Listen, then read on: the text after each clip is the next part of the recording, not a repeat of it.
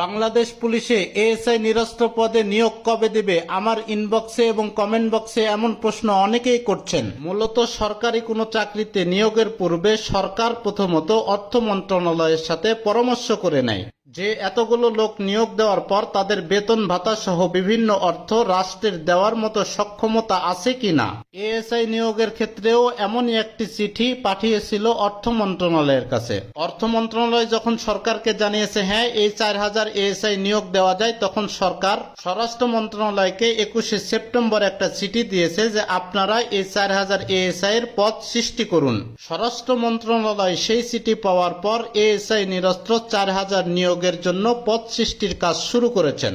এখন প্রশ্ন হলো সেই নিয়োগটা আসলে হবে কবে? মূলত এই পদ সৃষ্টির কাজটি শেষ করতে কতদিন লাগবে সেটা সবারই অজানা। কেউ যদি বলে নির্দিষ্ট অমুক তারিখেই নিয়োগ হবে, বুঝে নেবেন সে মিথ্যা কথা বলছে, কারণ এগুলো অনেক নিয়মতান্ত্রিকের ব্যাপার। এই পদ সৃষ্টির কাজ শেষ হলে স্বরাষ্ট্র মন্ত্রণালয় আবার সরকারকে চিঠি দেবে। তখন সরকার যদি মনে করে যে হ্যাঁ এখন আমাদের নিয়োগ দেওয়ার মতো পরিবেশ পরিস্থিতি তৈরি হয়েছে, তখনই সরকার নিয়োগ বিজ্ঞপ্তি ছেড়ে দিবে।